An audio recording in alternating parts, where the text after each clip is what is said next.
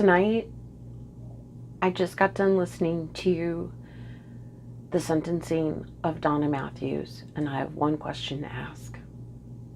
Who was the real monster?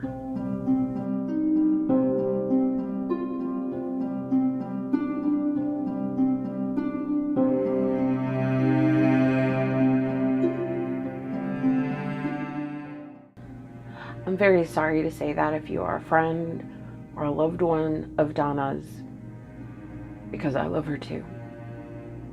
I heard the whole 47 minutes of the sentencing. I heard Michael Guyan's sister speak, the prosecution speak, the defense speak, Donna crying as she gave her written speech, and the judge's sentencing. When I first heard that she was being charged with life without any possibility of parole, my first reaction was, I couldn't believe it. I thought for sure, because of her past and her character, that maybe she would get some kind of chance. I'm not saying I disagree with the judge. I'm not saying I agree with the judge, because quite frankly, I don't know what I feel. I feel a lot of different emotions right now, and some of those emotions are anger, betrayal,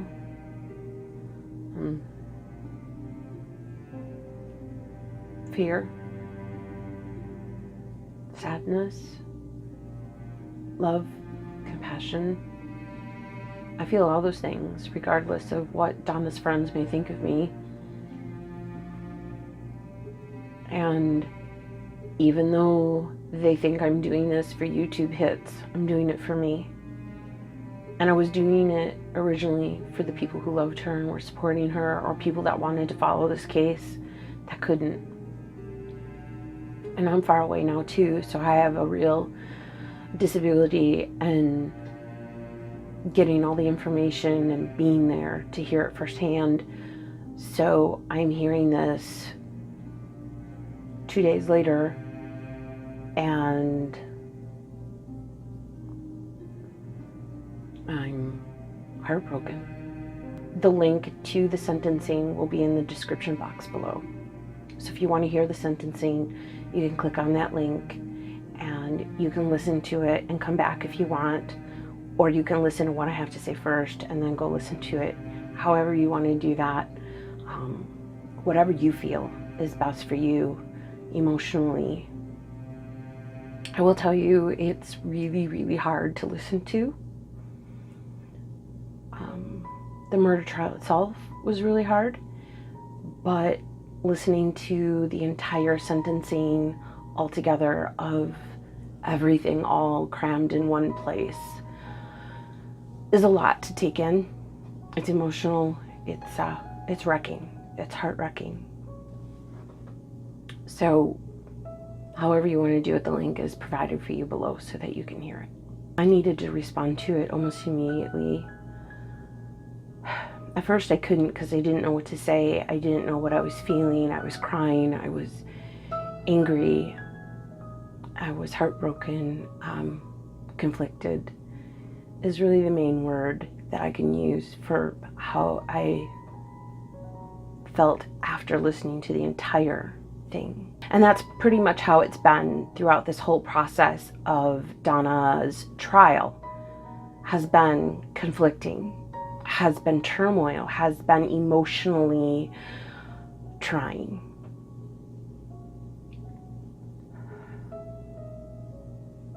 Because I was her friend, and she was writing to me and she was calling me, and I was a part of that group that was supporting her and standing behind her, and I was writing blogs on her behalf. And especially for me, for someone who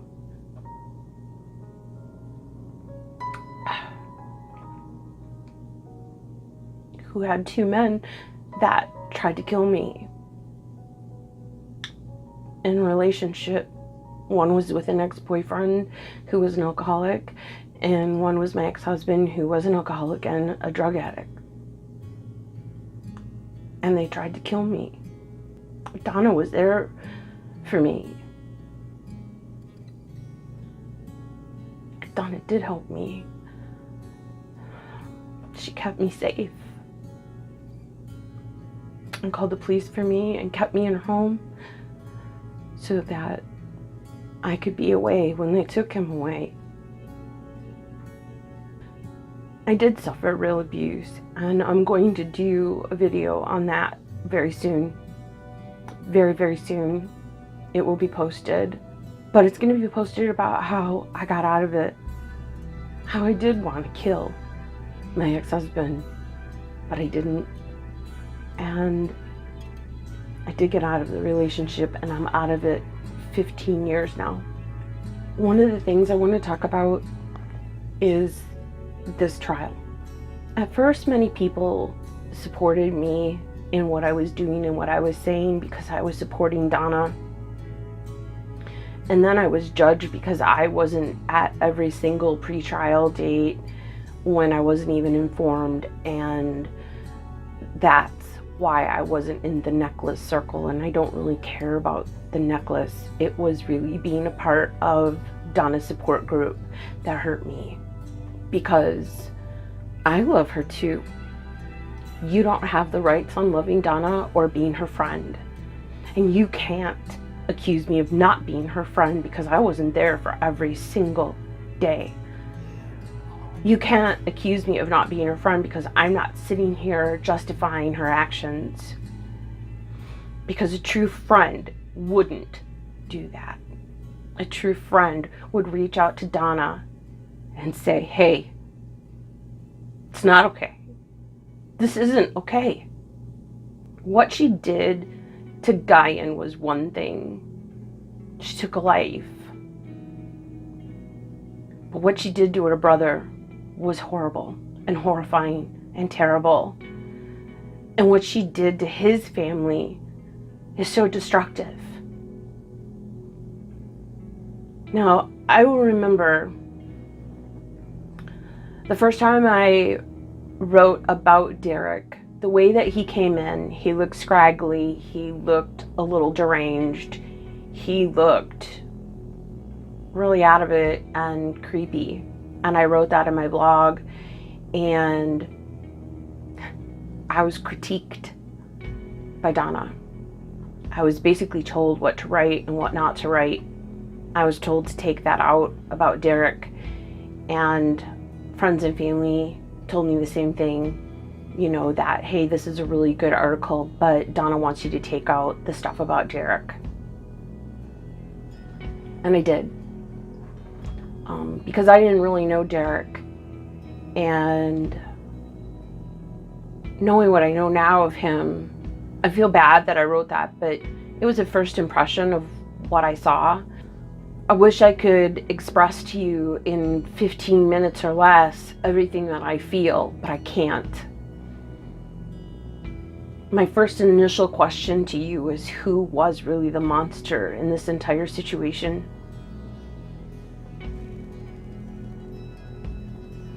In the beginning of the sentencing, Michael Guyan's sister speaks, and she talks about their loss, and rightfully so.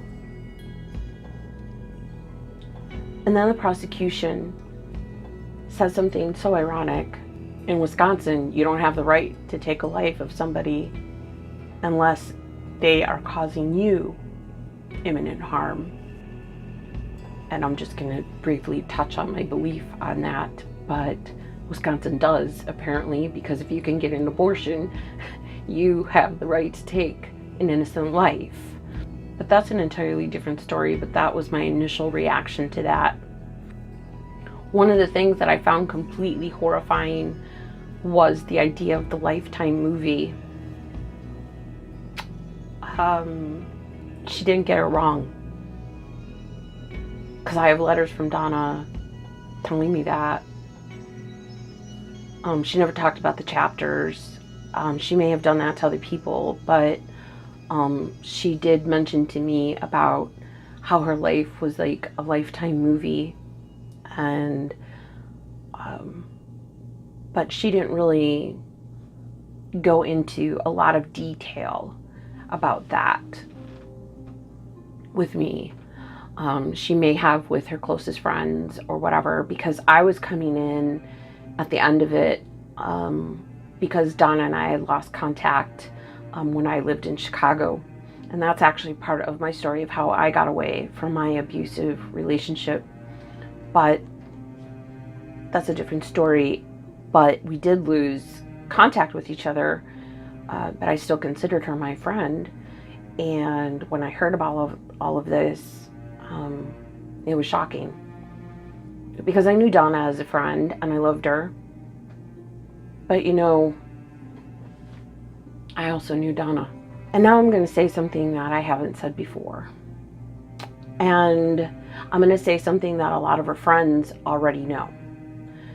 A lot of you friends of Donna who have known her for years, who watched her go through her divorce, you know what she was like. You know what she did. She instigated a lot of hatred with her ex-husband. There was a lot of drama going on with that divorce, and a lot of it that Donna created. Now, if you're going to sit there and you're going to condemn me for telling the truth, well, shame on you, because I'm telling the truth. Donna is a drama queen. That does not make me her enemy. It makes me her friend, to tell the truth. She is a drama queen, an absolute certifiable drama queen. Listening to the testimony and the facts, not the lies that Donna told me. Now, Donna lied to me, she manipulated me, she betrayed me, and so did her friends. And that doesn't make me dislike her. It just makes me feel used. It makes me feel like I wasn't really Donna's friend. And I was being a faithful, loyal friend to her while she was manipulating me to write the things that I was writing. I wrote those things on my own, but she asked me to continue writing and to reach out to certain media groups, and I just didn't do that, and then she stopped talking to me. I wasn't really sure why, but I'll never know why, because I'm sure I'll never talk to her again. I was only part of a plan, I guess. I don't know. I couldn't tell you, but that's how I feel. Whether that's true or not, I don't know. Because I love her daughters very much. They were like a part of my family.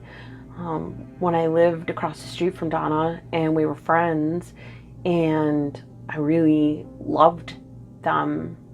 And Donna was a very good mom. She is a good mom.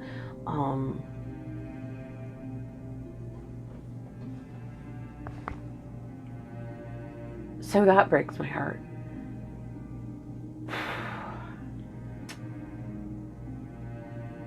But for Donna to reach out to Daniel Tate makes my stomach turn. Like right now I'm sitting here and I feel my stomach churning.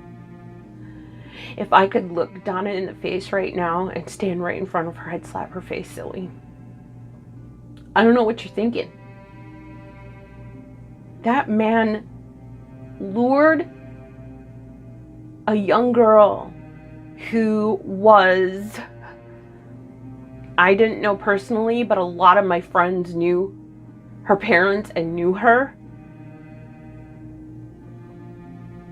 This girl was lured into a trap for a car. She was strangled for a car. And Donna, you reached out to him and said he could have fought harder? Oh. And you're sympathizing with other murderers. Because what? Because you think it's okay, it's justifiable? What are you crazy? You are. You're absolutely out of your mind. She's out of her mind. And I know Donna, the drama queen that she is, the victim that she plays. She does it all the time. She can't understand why all these men are obsessed with her, because she lures them around, she dangles them around. I've seen her do it. I know what kind of woman she is. No, she's not a slut. She's not a slut. And she's not a whore. She was promiscuous. She slept around. She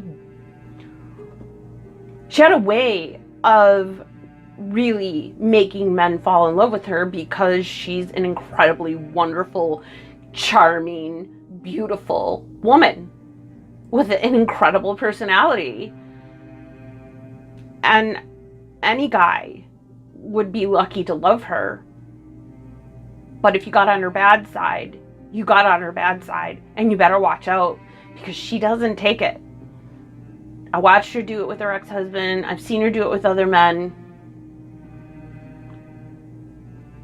But I didn't want to think of that with this situation. I was being told a completely different story by Donna and her friends. I didn't know the truth until I went into court, and a couple other people didn't know the truth either. And a lot of them, when I came out and I said, whoa, what's happening here? What just happened to me? And I put that out on my vlog on YouTube. I had people approach me and say, what is going on? Why were we lied to? I wasn't the only one that Donna was lying to. I wasn't the only one that all of these girls were lying to. You were protecting her. Either you honestly didn't know the truth, or you were lying for Donna. Either way, you are to blame. You are to blame for Donna in the situation that she's in right now. Because if you didn't know what was going on, then God help you. If you didn't know Donna from way back when I knew her, and you don't know what she did in that divorce, and you didn't think that she was volatile and capable of doing something so stupid, you weren't her friend. And God help me for somehow defending that, knowing what I knew.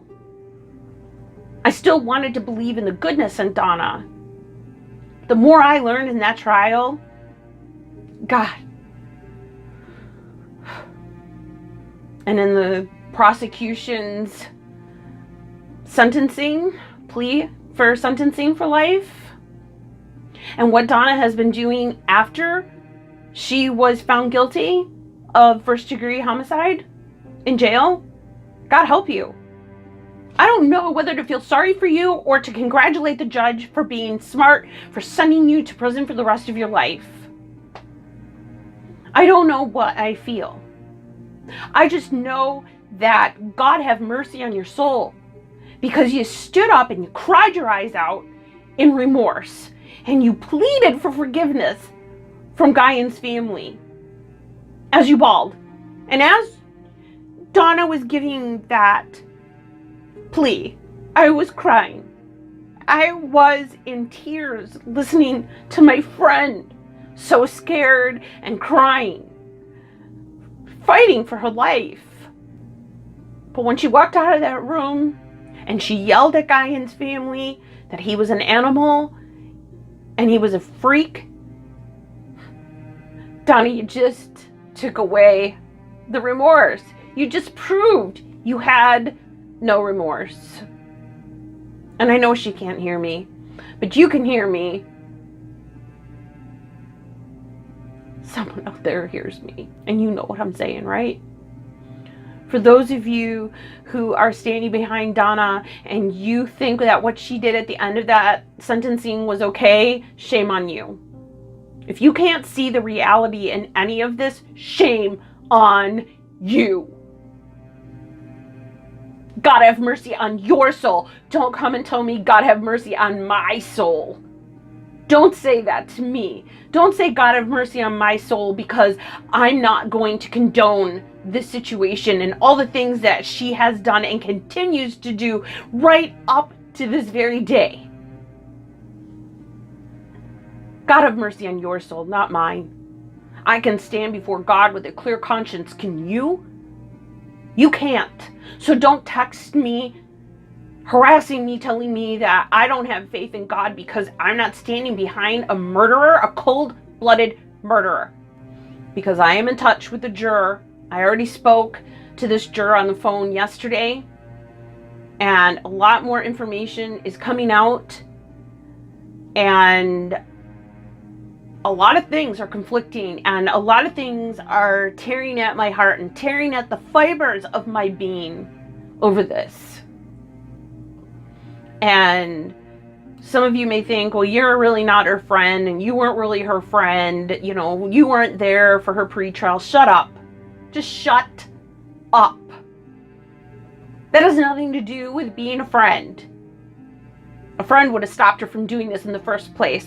60 people knew she was going to kill him. 60. Out of all of those 60, how many of those people tried to get Donna help? That's how many. None. None of you. None of you stopped her. None of you convinced her to do something different. None of you told her, Donna, what the hell are you doing? Why are you calling this guy? Why are you leaving one state and dragging him there and letting him know where you are, then going to another state and letting him know where you are, and then going to another state and then letting him know where you are? You know, the one woman that went to Hawaii with her and got away was the smartest person in this whole Lifetime movie. She was the smartest one who was like, I'm out of this drama. I don't want nothing to do with this craziness. She was the smartest person in this whole thing. But those of you who knew that she was looking for a gun, that she was trying to plot his murder, God have mercy on your soul, because you're just as guilty as she is. All of those people who knew what was going on. Derek was confessing to his neighbors. And instead of going to the police beforehand, he had to go to the police after and get wired to wiretap Derek into confession. Where were you before? If you were a friend of Derek, where were you before? I know you were trying to stop him and all that other stuff and saying he should go to the police, and he didn't, but you should have. Now we have to watch Derek suffer. And my heart breaks for this man and his family. He's so innocent and loving and just wanted to help his sister, and he was in fear of his life because of all the craziness that Donna was telling him. She was making her brother more fearful than she really was. She was just angry, but she was filling her brother with so much fear. Now let me ask you this. She tells Derek that Guyan's gonna kill him. So Derek goes out and buys a gun for protection, but yet she knows Guyan has a gun and all this ammunition. Why then use your brother's gun? Why not use Guyan's gun? Why not use his own gun? That would have been much better, and you wouldn't have had to involve your brother at all. I know there was a lot of stuff that was not permissible for evidence. I don't know why. But there has to be a reason. Now, where Donna says that the Kenosha Police Department failed, that is absolutely true. They did fail. They failed massively. But someone who has dealt with the Kenosha police, I'm telling you straight up, they don't care.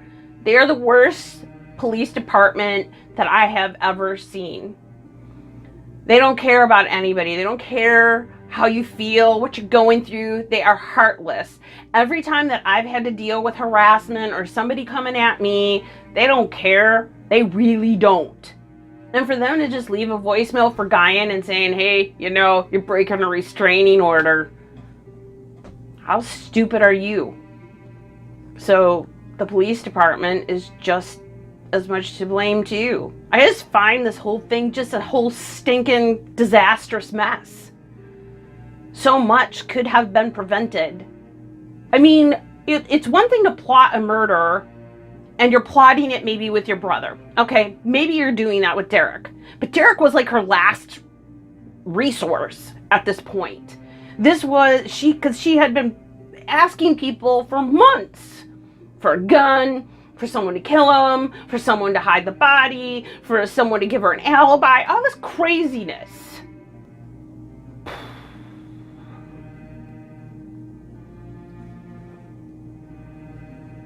Donna knew how to play the game. Donna knows how to play the game.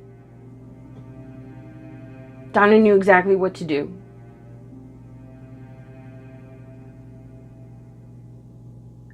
And anybody who was friends with Donna and anyone who saw Donna the day after she murdered Guyan, man, you should really be rethinking everything you know about Donna. You really should. The tattoo alone should tell you something about her that maybe you didn't know. The tattoo alone should have really mortified anyone. Like, if you hate this guy so much that you have to murder him, why do you want it on your body for the rest of your life? Unless it's something you're really, really proud of. That's not remorse. When you're laughing and people are asking you, have you heard from him? And you're like, no, haven't heard from him. That's great, isn't it? Anyone who was involved with Donna during that time should have been suspicious of the fact that he wasn't contacting her and she wasn't contacting him. Because it was constant. And to go almost an entire month without hearing from him, I would think someone would say, oh, something's not right. To say you're a victim of domestic violence and that you killed in the act of self-defense, and then you go off the next day and you're laughing, you're drinking, you're having a good time, you're visiting with family, you're just going on about life. That really, really shows the character of Donna. And it's not a pretty picture. I know that for me, when there's a loss, I wish the world would stop. I wish that people would just stop. Because I need to stop. Now, if this were domestic violence and she was in self-defense, first of all, it wouldn't have been plotted. Second of all, I think she would have had some remorse. I don't think this was about Guyan. I think this was about Donna. I think Donna had so much anger built up over so many past relationships and all the drama that she had gone through that it was no longer about Guyan, but about her life being exposed for what it really was. Donna, in these relationships with men, these sexual relationships with men,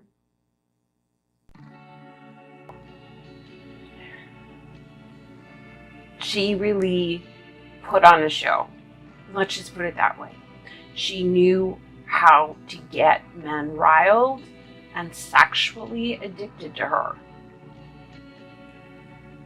I'm not being mean. I'm not trying to accuse her of things. Please don't get me wrong, but I know Donna. And she was aggravating Guyan to the brink of insanity for him to break. There's actual evidence that he actually left her alone, but she reached out to him numerous times. I get that.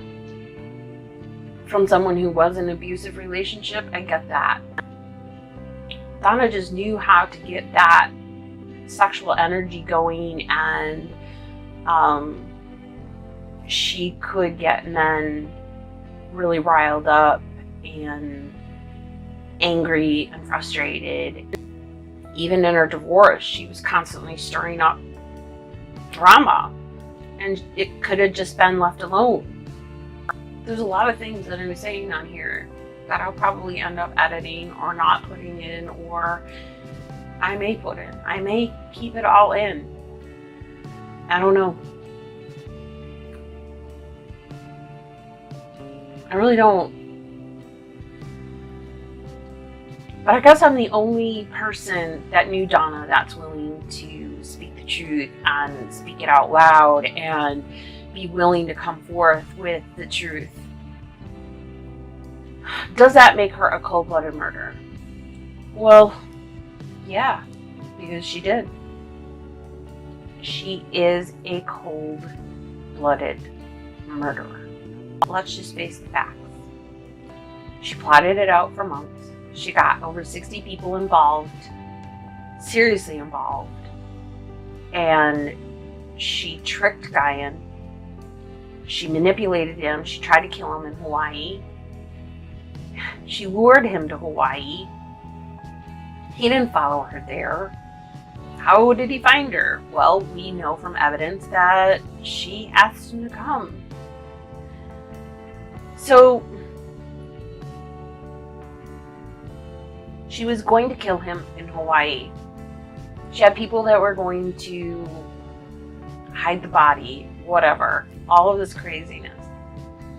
And when that didn't pan out and things got weird for her, she didn't like him again. It was like she loved him, she hated, she loved him, she hated him. I mean, I don't know how you can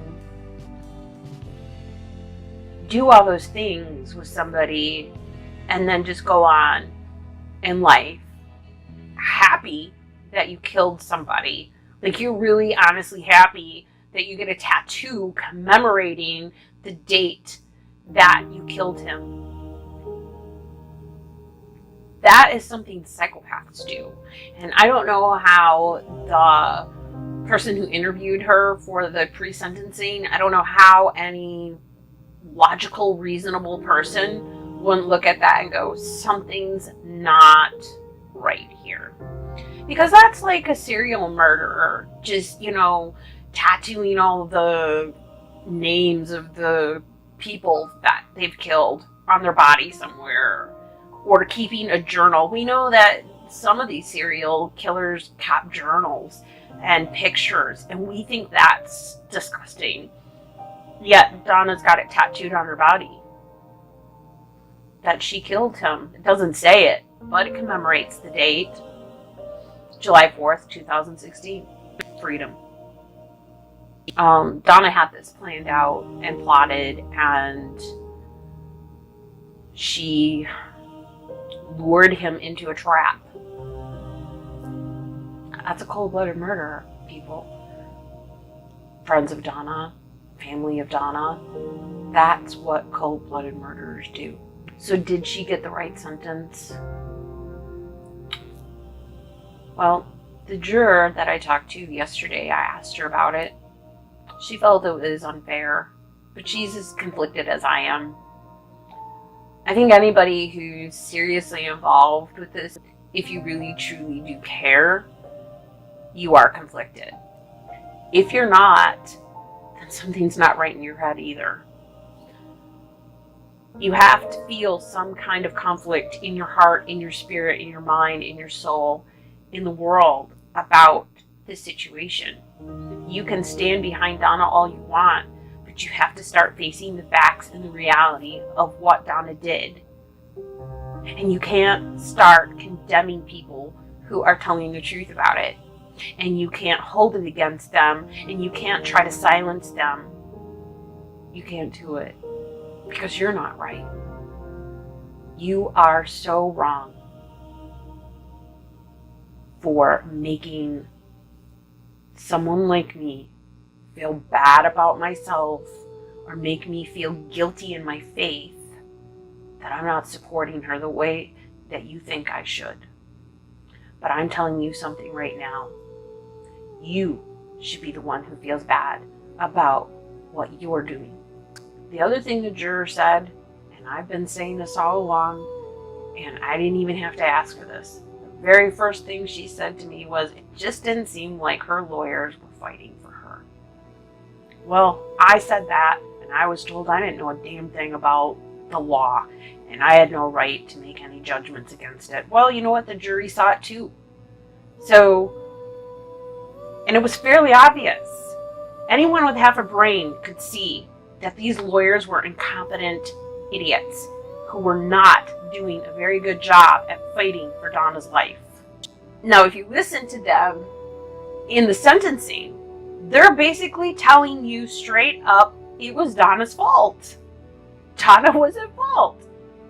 And even the judge says, hey, even your own lawyers are telling you you're at fault. It was a sick relationship.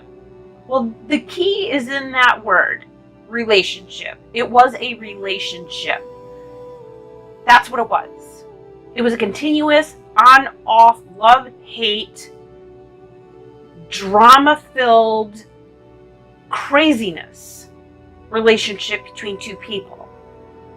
Donna was involved in this. To say that he was an animal, he didn't murder you, Donna. You murdered him. He did not murder anyone. Just because he threatened you, because you egged him on and you made him so damn angry all the time, doesn't make him a monster. To say that all those sex toys and all the things that he made you do, I saw the pictures of you that you sent to him. You were posing naked for him. Now, that's not anybody else's fault but yours. I saw the pictures, I know what they look like, and I know Donna. Those pictures are very revealing of the Donna that I know. The Donna who's a very sexual woman, who likes to get a little freaky. That's the Donna I know, and those pictures, those are revealing of her. If she didn't want them out there, she shouldn't have taken them. So I guess my point is, too, for any of you out there who are thinking, hey, you know what, I'm going to take these crazy, wonderful, hot, sexy pictures for my boyfriend. You know what? Relationships can go sour really, really fast. And before you know it, your whole life is on Facebook or Instagram or Snapchat or whatever. But it's going to get out there. You're going to be found out. And Donna was only doing this to try to hide the fact that she was two different people. She was a totally different person when she was with these men than she was when she was with her friends and out in the world. That's just reality. Donna was two different people, and she didn't want the truth of who she was to get out. She didn't want people to see what she was really like behind closed doors with a man. Well, nobody really wants anybody to know that. It does seem to me that that really is the only motivation. He took some of her father's belongings, her dead father's belongings. Yeah, that was crappy. But you know what? People do stupid things in relationships, especially when you're pushed to the brink. You will do things that you never thought you would ever do. And take it from me, from someone who's been in an abusive relationship, it's pretty scary what you're capable of doing when someone really pushes you. you almost want them to push you so that you can push back. And that's the truth from someone who's been there and was in that position. Please push me, because I'm going to push you back. I'm going to push back really, really hard. And it backfired on Donna. It was hard to hear her crying and pleading for her life. But Michael Guyan pleaded for his life too. And she showed no remorse and instead gave him one final crack across the head with the very gun that she shot him with. She could have saved his life. She could have stopped. She could have thought about how this was going to affect her. How do you go months and months plotting a murder without realizing that you could get caught and you could go to jail for the rest of your life and never see your family again? How do you not think that through? For months. You plot this out and you don't see the outcome? You really think you're going to get away with it? Or you think you're going to have some Lifetime movie after you? Let me tell you, I have been contacted by producers to talk to me. I'm going to send them to this video. Because if you want to know the real Donna, I'll tell you the real Donna, because nobody else is going to tell you. I'm not doing it to hurt Donna's family. I'm not doing it to hurt her kids, because I love her daughters. And I care very deeply about Derek. But the reality is that if you want the truth, this is where the truth is. Because as you know, I'm a truth seeker and I will tell the truth. And I was lied to by Donna for months. For 2 years, I was lied to about this entire situation. And I'm horrified that I got dragged into this horrifying mess and made a fool out of myself by defending her in the first place. I'm the one who looks bad. It's my reputation on the line. Because I am a truthful person. And I lied for Donna. Unknowingly. And even if I know it or I don't know it, I'm sorry. To Guyan's family, I'm sorry. To his friends, I'm sorry. To Donna's family, I'm sorry.